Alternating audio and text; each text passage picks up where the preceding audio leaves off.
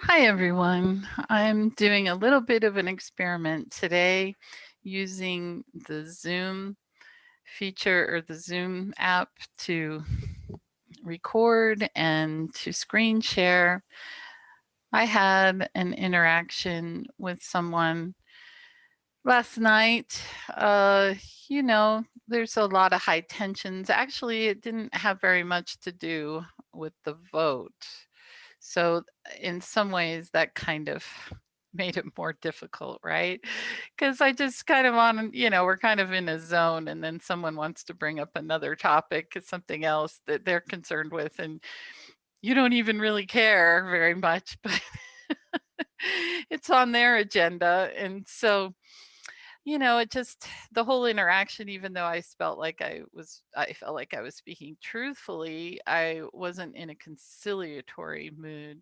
And also, I work for the Chinese, and as we go through all this, how do I maintain? I think a lot of teachers have actually been let go from my Chinese company. Well, I know they've been let go. I don't know exactly why, but when you consider that many of them, because some of them come on Facebook, if this is even real, and in our Facebook page and say, I worked for this company for 3 years and they just cut me loose, let me go.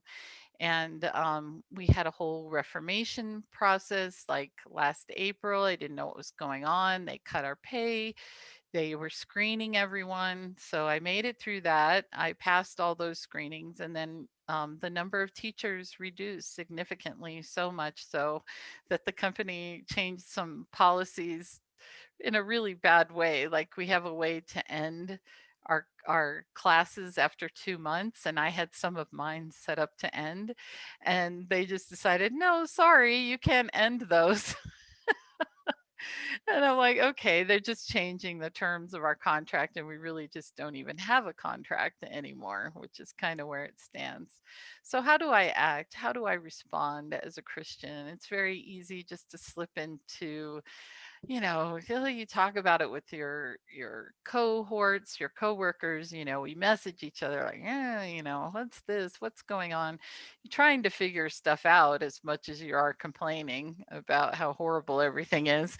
But, when it comes to then I have to teach my students, and honestly, I mean, it helps. I love them, but what does the Bible say about this? How am I supposed to act? So God really called me to his word today. And someone had mentioned Ephesians, so I just went to Ephesians. First, it's talking to children about obeying your parents, but for my situation, bond servants and masters. Bondservants, be obedient to those who are your masters according to the flesh. So they're talking about our masters in this world, people we work for, that sort of thing, with fear and trembling. And this is my problem sometimes. Like sometimes I do have a lot of fear and trembling.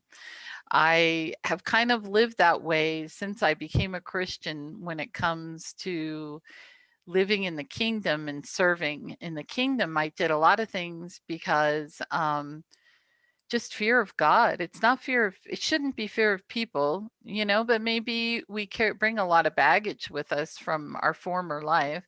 And so maybe to a large degree, I did serve out of fear and trembling of man. But here the Bible is saying, well, you can, but it's saying in sincerity of heart as to Christ, not with eye service as men pleasers.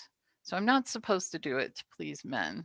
And if there's something hidden inside of me, and that's the reason why I'm serving people, that's going to come out. So I need to root that out.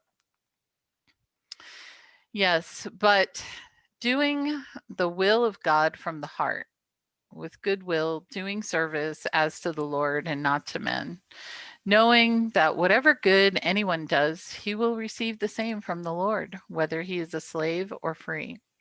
So that's also where our reward comes from. It comes from God. It doesn't come from the people that we're serving. We're not expecting a reward from them. And this really speaks to an organizational management style. that's called servant leadership. My undergraduate was from Colorado Christian University in organizational management in Christian leadership.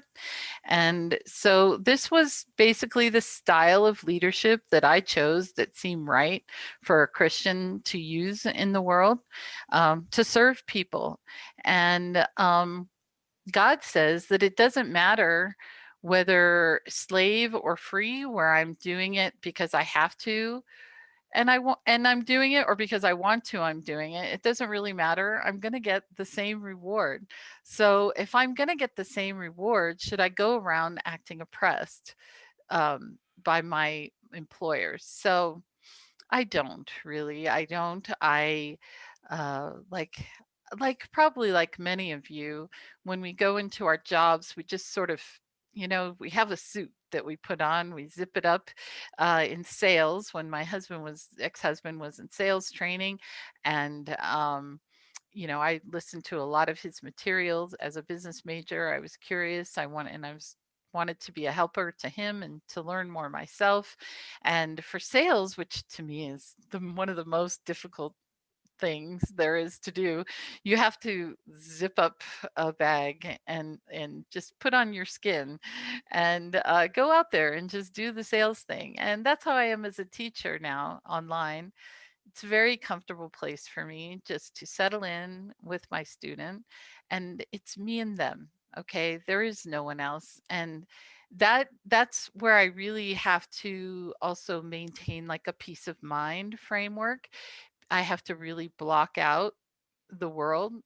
And I have found a couple of times my own distractions sort of seeping in when I'm teaching. Like if there's a moment when a student is struggling and I have to be quiet and let them struggle, right, to find the answer. Um, I let my thoughts wander for just a second, and then I find out I'm thinking about like a personal issue or something. I'm like, oh no, snap back, come back to class. And usually I don't have that trouble. But we're in high political times and I have my classes coming up, so my thoughts are in many directions. But I did decide to just take Facebook icon off of my homepage, um, and just to try and avoid some of these distractions.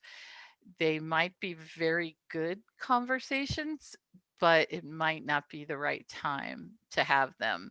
I really need to keep my peace of mind in a solid place right now. So, avoiding distractions to stay focused, not feeling that I have to know everything all at once. These are ways that I keep my mind, my thoughts, and consequently my heart and my emotions on Christ and what he wants me to do for today. And Jesus said, whenever you're serving the least of these, whenever you give a cup of cold water to someone, you're serving me. So if I'm sitting with my little student on the other side of the world, it's just me and them. And I'm serving Jesus when I'm serving them. So hopefully,